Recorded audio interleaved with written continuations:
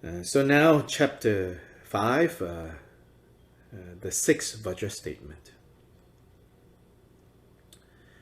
People claim that since there is no need for a ritual for entering into the mandala, for those who possess self-arising samadhis that have been awakened by the residue of their previous good karma, practicing true reality is sufficient. To which Kyobpa Rinpoche clarifies, for those to whom samadhi arises naturally, rituals of entering into the mandala are important. Yeah, so, right, the original context, of course, 12th century, different opinions about different matters. These opinions are repeated or, told to Kyobpa Rinpoche, probably by people who come to him, disciples who are training with him, and then he responds to them. So specifically, this opinion is that, so it says, there are some people who, because of their previous lifetimes, having cultivated these states of mind, having practiced the Dharma, then by the power of that coming from the previous life, in this life, they very naturally can enter into profound states of meditation, which is what the samadhi is. And so then for these people, it is enough to just simply, focus on that without needing further instruction or guidance or support from anyone. They can just directly, as it says here, practicing true reality. So the idea is that, these profound states of meditation, quite obviously, at least the opinion is that, quite obviously, these profound states of meditation is uncontrived. No steps, no ritual, no this, that, especially no need for somebody else to help you, because you quite naturally can already settle the mind. You quite naturally can be present, not disturbed, all of that. But Kyobpa Rinpoche's opinion is that actually for those to whom samadhi arises naturally, of course, through the power of their previous practice, for them, the rituals of entering the mandala are important. What are these rituals of entering the mandala? It's another way of saying empowerment. Yeah, it's another way of saying empowerment. But it's also not, last night I taught about this, we're not referring to the cultural meaning of empowerment, which is mostly what people think of these days when we talk about empowerment. Yeah, the idea that, if you attend a ceremony called an empowerment, if you are there, at the conclusion of that, I received the empowerment. Not that cultural meaning of empowerment, but empowerment in the sense of, that the procedure of the whole ceremony, the whole ritual, is clearly explained and clearly understood and recognized, and the meaning arises. Yeah, and from that perspective, in fact, what is called the four empowerments doesn't happen in one session. It's over long periods of time. Yeah, and it seemed like in the 12th century, Jikten Sumgön was probably doing empowerment in that way. First, you just receive one empowerment, or one level of empowerment, called the vase empowerment. Then after having practiced and purified and stabilized this first empowerment, then second empowerment is given. Yeah, so in that sense, he's saying, so when he says rituals, again, he's not talking about the cultural, what now culturally, oh, you have to follow all the rituals. He's not talking about that. He's talking about being guided by a guide in this lifetime through the stages. He says, especially if you in past life already have so much kind of, have already matured so much, then in this life, how much more you can progress if you don't just do it by yourself, but instead, you have someone who can take you even further. So this is what he's saying here. So let's look at Chodrak's commentary. He says, for those in whom the samadhi, which is an awakening of previous karmic residue, arises naturally, the rituals beginning with refuge up to the pratimoksha vows, the individual liberation vows, bodhisattva vows, and the empowerment of maturation and liberation of the mantra path are gradually taught. Meaning the Buddha taught these levels and steps for everyone, including those who naturally can have profound states of meditation. Moreover, if these fortunate practitioners are properly introduced to the practice, that samadhi, that ability, right, to enter into profound states of mind from previous life arises in a more developed manner. So that means like, therefore, instead of thinking, oh, I can naturally meditate already, I don't need all these contrived things, he's saying that no, these seemingly contrived things can give you an even more powerful experience. And developed even more rapidly. However, if they do not apply a ritual of introduction to such experiences, so here it means, so you might have like these quote-unquote natural experiences. If you're not provided with the proper context, which is really what this means, do not apply a ritual of introduction. All these rituals are basically, I would say, skillful ways to provide context. Context for experiences which we may naturally have in the course of our life. But because we have these experiences and we do not have the right context to understand the experiences, then those experiences, in fact, can lead us astray, can keep us stuck.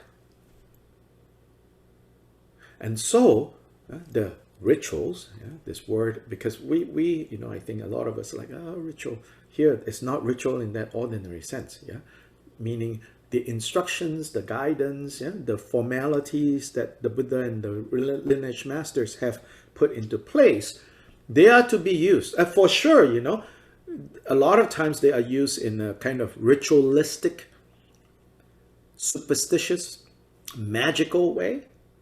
That, of course, is not what Kyobpa is talking about here. Kyobpa is talking about,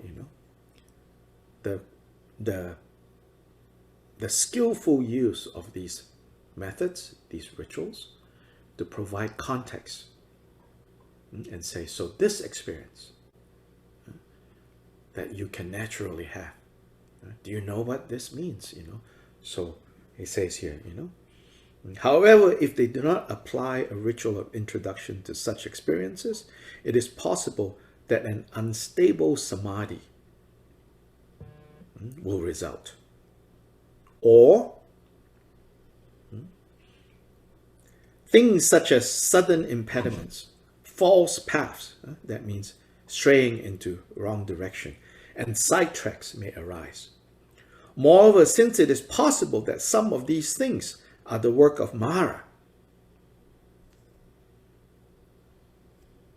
the work of the one who deceives. If that person is introduced properly, the earlier false practice will disappear. The authentic samadhi will arise in the mental continuum, and so forth. Since the very numerous temporary and ultimate benefits of using rituals are easy to understand, I will not go into detail here. And so then Sobisch provides the commentary of Dorje Sherab. So Dorje Sherab summarizes the general view, the general view that Kyobpa is addressing. Some types of worthy individuals possess residue of previously accumulated karma. For those who possess the power of training from previous lives, in this life, a samadhi may arise naturally without practice, even though they do not meet a guru and are not supported by pith instructions. Like Ga Gyawe Lama or Orze Yakzum. They say, quote, if such a practice arises, you will become a Mahasiddha through the practice alone, without any other rituals. So that 12th century view, I think, is still very current today. Yeah, we think, oh, I naturally, or that person already naturally, so don't need all this other stuff. This is simply not understanding, like why the Buddha gave all this other stuff. So what about this Ga Gyawe, his story? It's an interesting story. It's one of the stories given in the Dorje Sherab's commentary. As Sobisch points out, right at the beginning when we started this study, Sobisch says that Dorje Sherab has a whole appendix in his Gongchik commentary put at the end, where he elaborates on all the stories that he uses as examples to help us understand the import, the meaning of these Vajra statements. So the story of Ga Gyawe is one of those stories. So Ga Gyawe had some experiences of the goddess Chundi Devi, Chunti Pusa in Chinese. These days, this deity, this aspect of Tara, is not so commonly practiced in Tibetan Buddhism, but this practice is continuous and is important in the Chinese Buddhist tradition. So Ga Gyawe had some experiences of the goddess Chundi Devi, of whom he had merely found a drawing. So Ga Gyawe seems that he saw a drawing, a painting of this deity. So he felt some kind of special connection. He asked one Kadam master, who told him that a demon has misled him. So this master said, no, this is an obstacle. When he interrupted his recitation, the signs disappeared. So whatever special experiences that he had with regards to this Chundi Devi practice, he stopped. The signs disappeared when he stopped doing the recitation, because this one teacher told him, no, that's some obstacle. Later, he met Guru Lotsawa. Guru Lotsawa recognized him as a disciple of a former life, as Ga Gyawe in a former life was a disciple of Guru Lotsawa, and told him that Chundi Devi had been his chosen tantric deity from that previous life, and that's why now he has this kind of natural connection with Chundi Devi. And based on the sadhana and pith instructions taught by Guru Lotsawa, the translator, Ga Gyawe attained siddhahood. So here in this story, the main point is that because Ga Gyawe finally met Guru Lotsawa, Guru Lotsawa was able to properly guide him so that his training from previous lifetimes can be properly, can be fruitfully kind of continued into this life. The other person that he met, in this story shows how if we don't receive proper guidance, even if we have like progressed to a certain point in the past life and it's now manifesting here, if it is not provided with the right context, if it doesn't meet the right context with the right guidance, it could become wasted. Yeah. Any questions or comments about this? Any thoughts?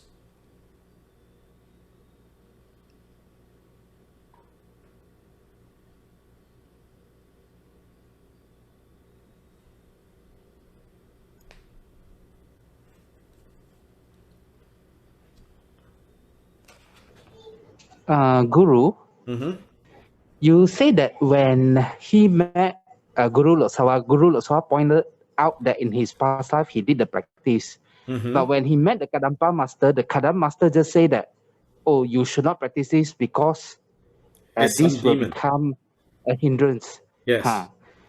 So how does that actually tally? Because no, it just means that it just means that this master, the first person he met, did not understand the significance.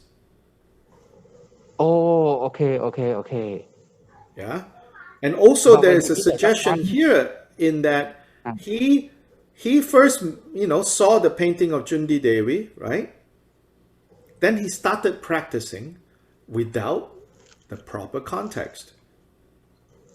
So the implication is that, yes. So I'm glad you asked. The implication is that, I wish Sobisch has elaborated a little. The implication is that Gagyalwe saw a painting of Jundi Devi, then he himself decided, okay, I want to practice this more. Then maybe he found a sadhana, right? He started doing it. Okay. But that actually gave rise to some obstacle. Right? And that obstacle led him to meet this one Kadampa master who then, told him, oh, no, this is something, demonic. Not necessarily demonic with horns, and blood drinking, but that it's an obstacle. So then he stopped practicing. So that's what it's saying here. But luckily he met Guru Lotsawa, and then Guru Lotsawa was able to determine, no, it's not. Here, now is how you should do it. So then with Guru Lotsawa's guidance, Gagyalwe was able to then continue the practice from previous life without obstacle. Okay. Yes. Okay. Yeah. Okay, thank you. Could you comment on the expression entering into the mandala? Oh, that's meaning to receive empowerment.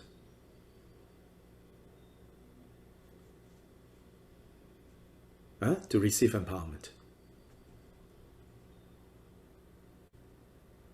Without empowerment, you cannot enter the mandala.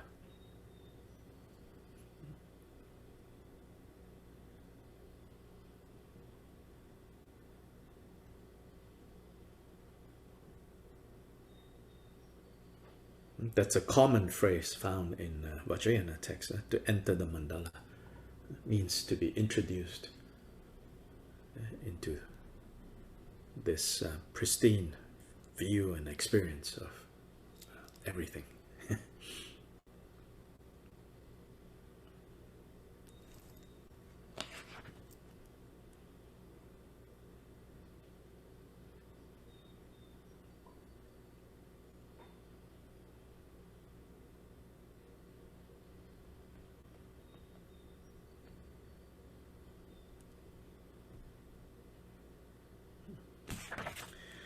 Next statement. Next statement will help us kind of understand these Buddhas. Buddhas, particularly the Buddhas that you meditate on in the Vajrayana. meaning the deities, the Buddha deities that is the deities of deity yoga. So there will be a few of these statements that will help us. The next few statements, statements 7 and 8. Statement 9 is more related to statement 6. So I don't know why. Statement 6, in a way I understand why. There's certain chronology, but really 6, 9, 10, 6, 9, 10 is more related. They're related to the issues of the correct understanding of these quote-unquote rituals. Not rituals again in the cultural sense, but rituals in the clear understanding sense of the procedure, the steps involved, the use of symbols, the skillful use of symbols, the skillful use of objects in order to systematically or more clearly introduce disciples into understandings that are necessary for their training. So 6, 9, 10 is more directly talks about that. Then statement 7 and 8 will elaborate on deities. So here, statement 7, people claim that the deities of mantra with their different faces and arms resemble the trainees' needs. Kyobpa Rinpoche says, all deities possess the qualities of the major and minor marks. So basically what it's saying here, the basic contrast is this. Other people say, the reason why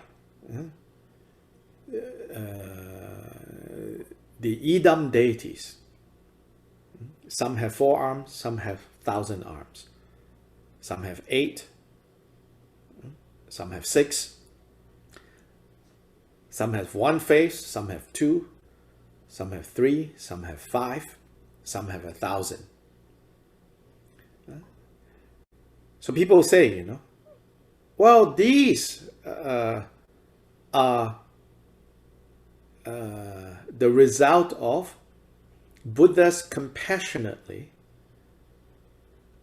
appearing in the forms that in some ways is most appealing or most suitable for specific disciples.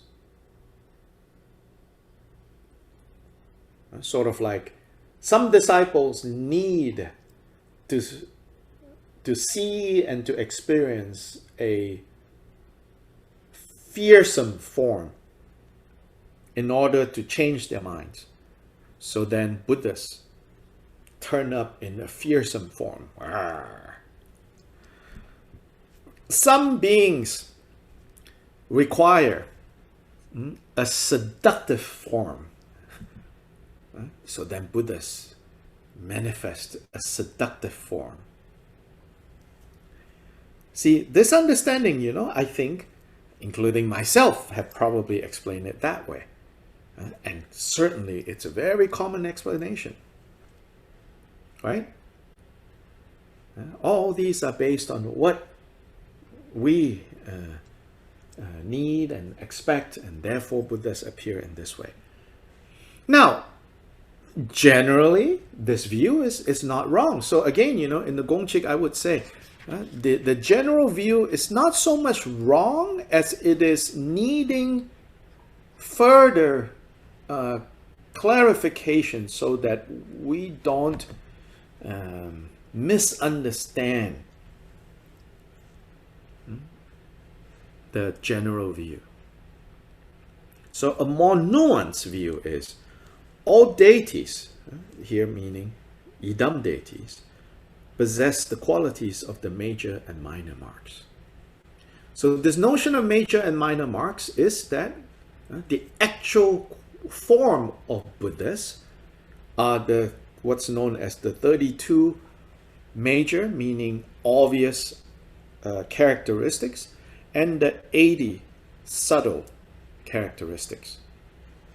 More importantly for us to know is that these 32 and 80, altogether 112, is said to be physical signs or evidence of inner qualities. The one that I can remember very well is how the Buddha's tongue is broad and long. It is said that the Buddha's tongue, the tip of his tongue of a Buddha, can touch their forehead. So in this case, long way to go. Look, cannot touch the forehead. And they said it's because the Buddhas have completely purified all karma, all afflictive emotions related to deceptive speech. And so it's a manifestation of truthfulness of their speech that they can touch with their tongue, their forehead. Then on the folk level, it's also said that all the different animals in the world, they all have at least one of these 112 marks.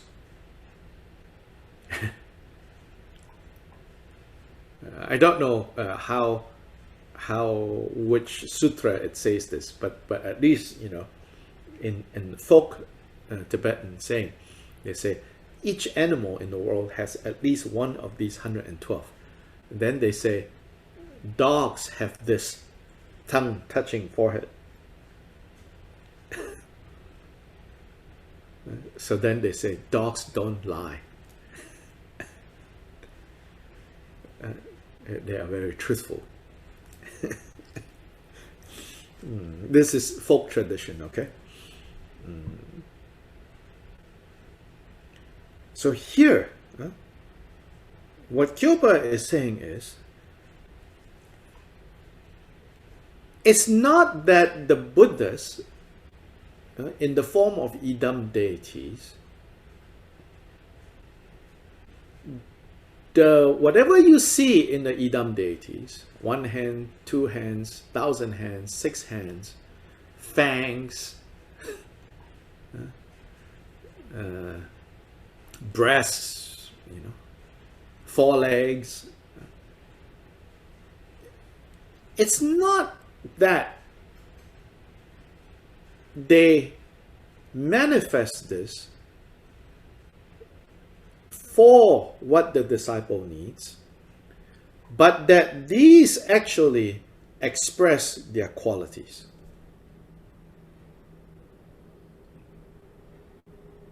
These are part of their Buddha qualities. Yeah, so let's look at the commentary. In general, since all Buddhas have mastered the 2 accumulations and completed the qualities of separation and maturation, so separating meaning purifying away all the afflictive emotions, and maturation bringing into full result the qualities, and particularly because the deities of mantra, meaning idams, are the essence of faults abandoned and qualities perfected, and specifically since the Vajrayana is the embodiment of the marvelous dependent origination, there is no need to mention that the major and minor marks, even each of the attributes, seats, and so forth, must necessarily evoke their respective qualities. Meaning, yeah, all the details of any of the proper authentic idam deities, ultimately, it's not just that they manifest like that because the trainees, the students need that, but whatever they manifest is based on, in other words, based on the Buddha qualities that are present.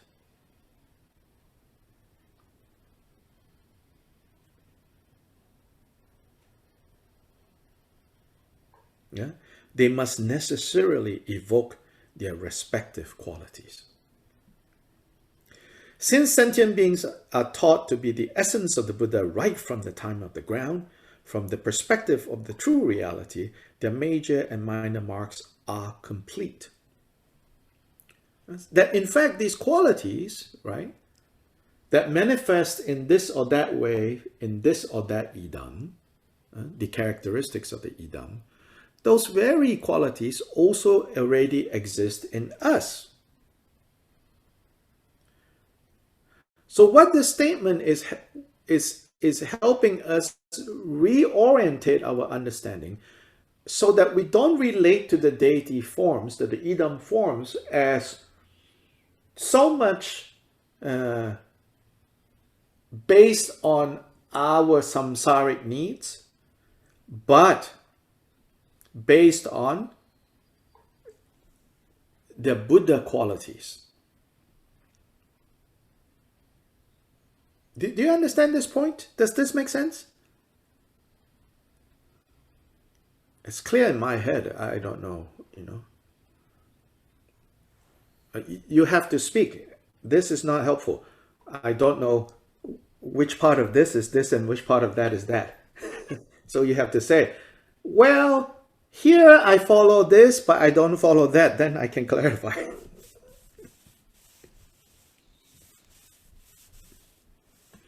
You say this, I can only say that. It's clear to me. The statement says that the deities have the qualities of the marks. So, and yeah, go on. well, if they have the qualities, the marks may or may not become manifest, but the deities have the qualities. But it's saying more than that. It's saying that the characteristics of the idam deities are based more on the qualities, the Buddha qualities, rather than the confused needs of sentient beings.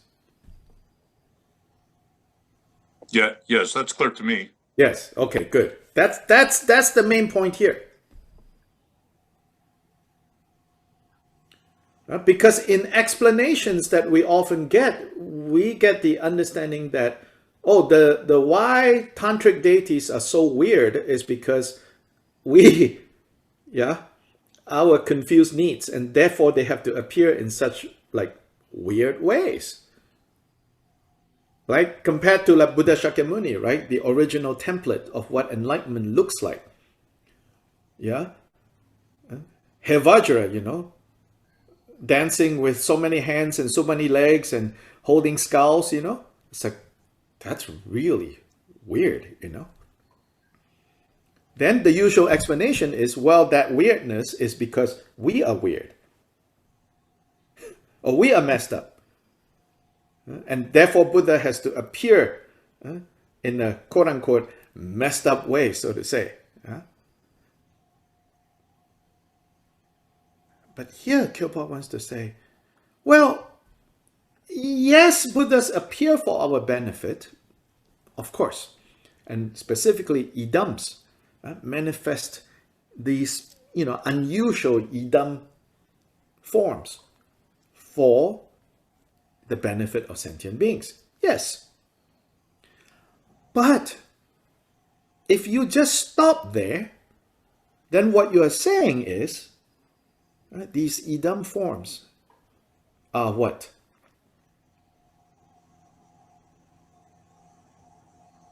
Potentially, what you could be saying or what you could believe is these idam forms are what?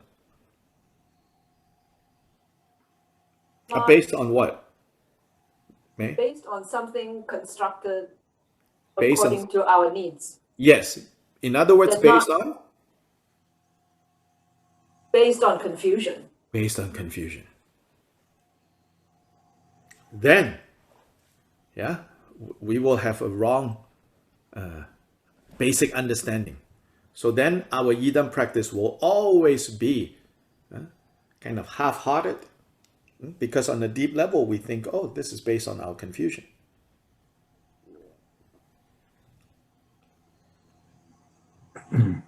Yes, Antonio. Well, I was just remembering when we were studying the Precious Garland with Andres, there is when the Nagarjuna is talking about the merit you need to have for getting a hair of the Buddha, like one of the minor marks, I think, that it was like a very extensive, like a great accumulation of merit just to get one hair. Yes. And also, well, but that he says in Nagarjuna that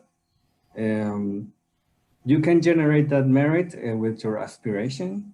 So it is not like you need to do a lot of actions by itself, but then those actions can get multiplied and amplified. Yes. So I guess that these qualities that comes from that are in the deity, we have the potential to, they are there, but we need to amplify them. And right. But the issue here is not about that. Yeah. But there are also like, I think that what the relation may be that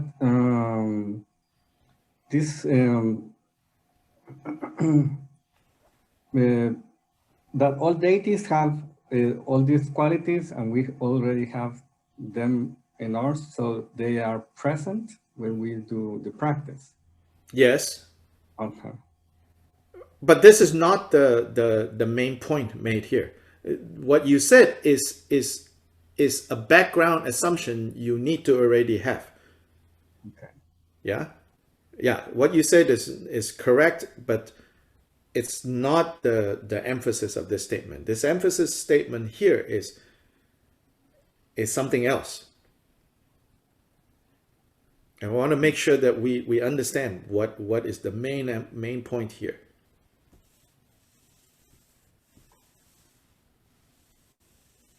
Okay. Yeah, that's what you just said. The opposing view, so to say, also agree. Yes, yeah, of course, the qualities are already there. You need to bring it out. Yeah, this has to do with knowing and understanding that Vajra Yogini appearing the way she appears because of manifesting Buddha qualities and not because of the trainee's confusion.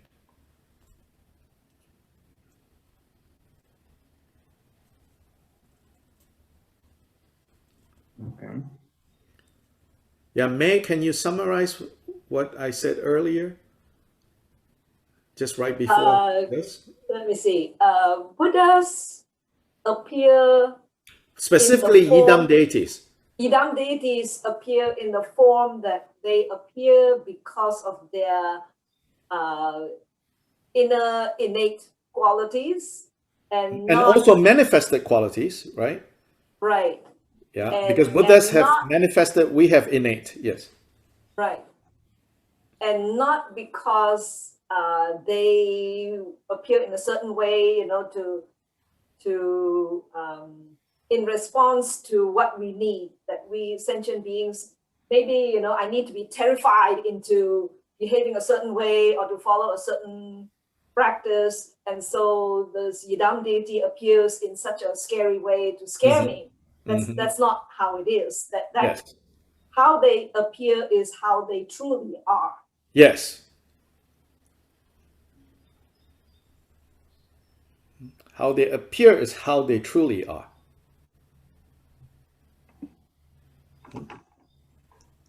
And this is an important point.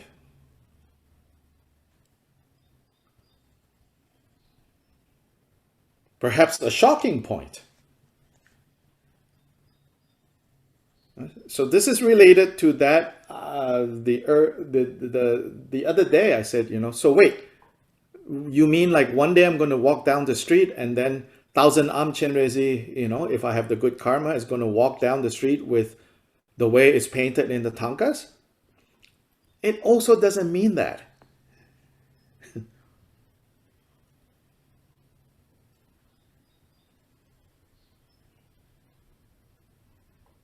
It also doesn't mean that, okay? It also doesn't mean like, Buddhahood is inherently like Indian, Tibetan in style, right? I mean, obviously these ornaments, all that, is based on Indian and then, Tibetanized Indian, characteristics.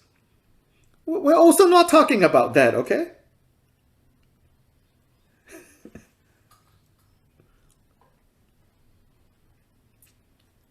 So essentially, we're talking about those qualities.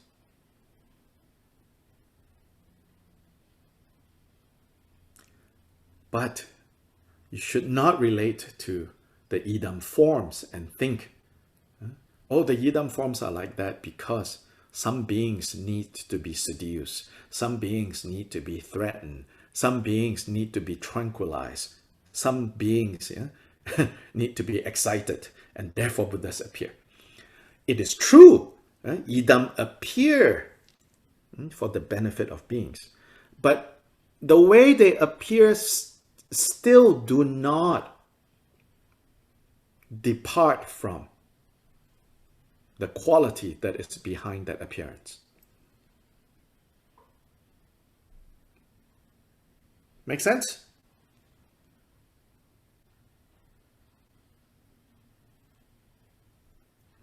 So all Yidam deities have the 100. Oh my God, we're going to get the lottery today. Laura spoke. Yes, continue, please.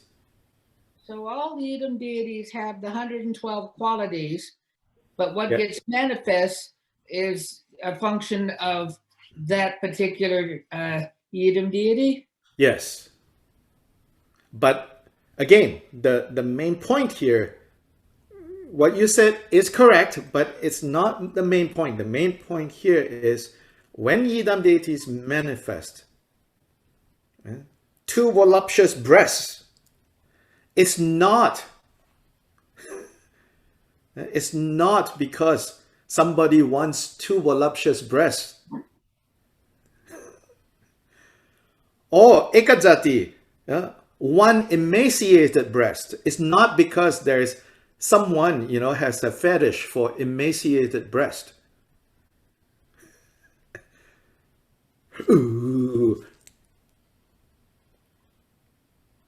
Whether it's the one single emaciated breast, sagging breast, or two 16-year-old voluptuous breasts, they are all about Buddha qualities.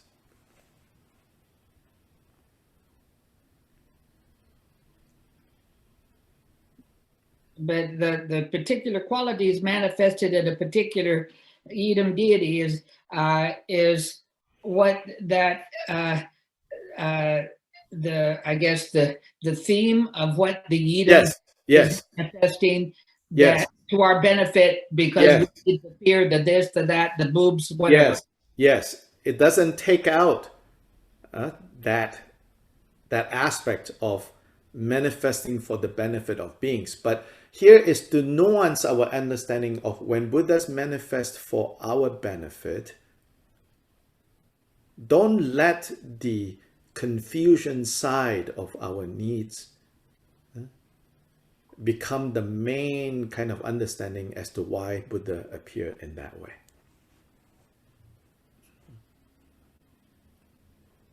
But remember that, so in other words, to rephrase, even when Buddhas appeared seemingly in such a samsaric way, it's not. It's a Buddha quality appearing.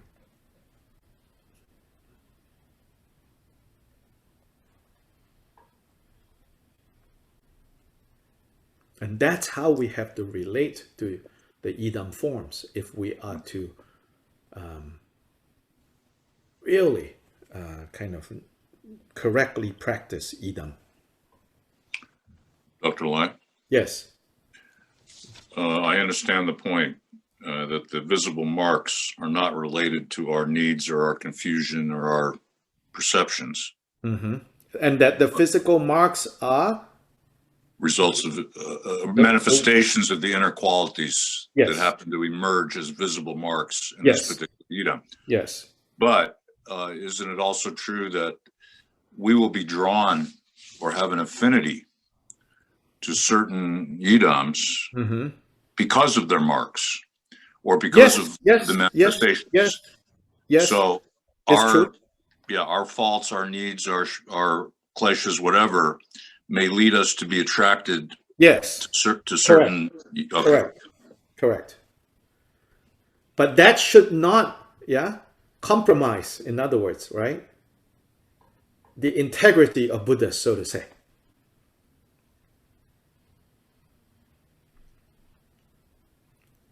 And this has implications on like what I like to call the take-home lessons for us ordinary beings, not yet on the level of Buddhas.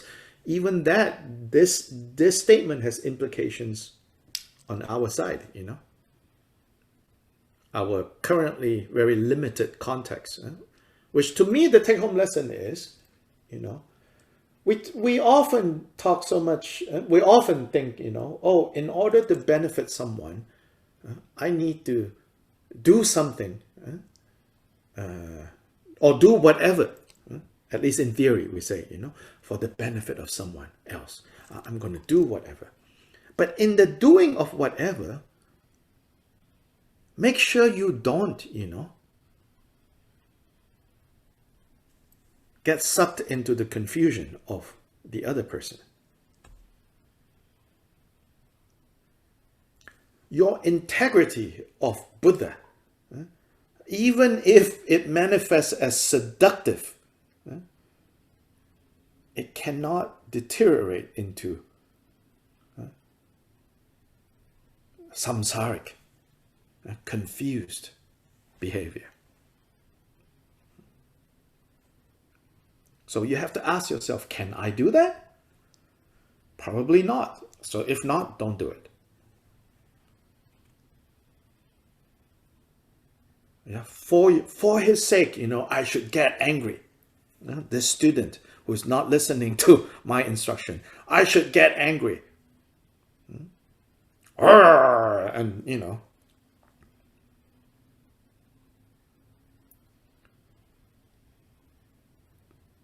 but that line, you know, is this really just a display of anger, which actually its essence is care and love?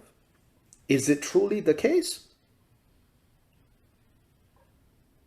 Or this is just samsaric anger and annoyance?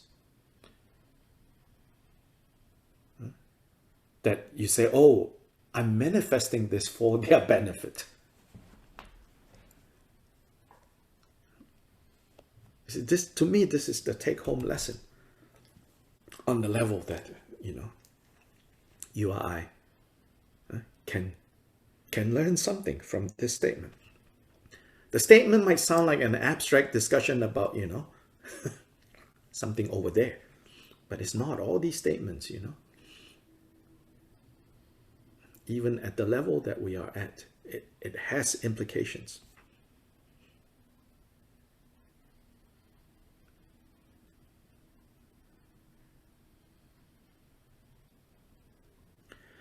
Sobisch's notes, once again, very helpful.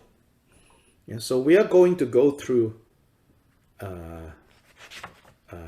Chodra's rest of his commentary, but before we, or between now and Friday, if you can read Chodra's notes for the 7th statement of chapter 5, I think it will help further clarify what we're talking about. Yeah. So class will end today, and also I've been thinking a little bit about the our class, and I think starting next week, what I would like to do is to reduce this morning class to Monday and Friday. Since many of us are participating in DDIS on Wednesday evening, so that's one reason, so also I'm lazy, so that's the underlying reason. So then we meet 3 times a week, Monday, Wednesday, Friday. Monday and Friday is Gongchik class in the morning. Wednesday is the evening DDIS. Yeah, and I'm cognizant not all of you are involved in DDIS. Not all of you need to be involved in DDIS, but let's do it so that it's Monday, Friday. The other reason is we're getting close to finishing this general overview, I would say, of Gongchik. I hope you will continue to kind of draw from this and study this on your own. But we're getting close to. So chapter 5, right? After chapter 5 is chapter 7 is the only one left. Then there's the miscellaneous chapter, which I don't think we will do immediately after we finish 7. I would like to leave the auxiliary miscellaneous statements to some other time in the future. So this pandemic probably is not going to end in the last month or 2, unfortunately. So that we still have some things to do on a regular basis, I think we can kind of slow down to twice a week, and then we will be able to finish 5 and 7, and then at that point we will see. I think, again, like I said, I think at that point we will then stop first. Then at some point we can do a refresher of all the statements via looking at the 40 statements of the auxiliary chapter. The auxiliary chapter is like something that Sherab Jungne at some point decided that that the main things in these 40 extra statements is already covered in the 150 statements. And so for the sake of not being repetitive, he took these 40 out and put them as an extra appendix. Yeah, so I think that can serve very well as a summary of the 150 statements. And so we can do that at some other time. Yeah. So from next week onwards, Gongchik class is Monday and Friday morning. Then Wednesday, for those of you who are involved in DDIS, that's where we will meet on Wednesday. Yeah. So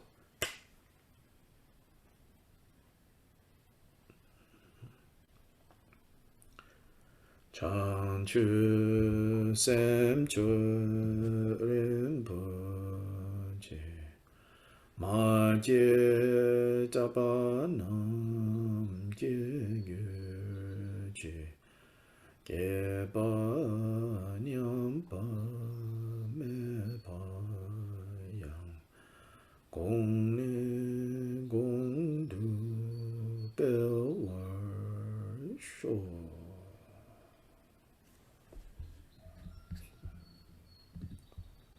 Ta. Thank you. Gracias. Thank you. Thank you. Gracias. Quickly, also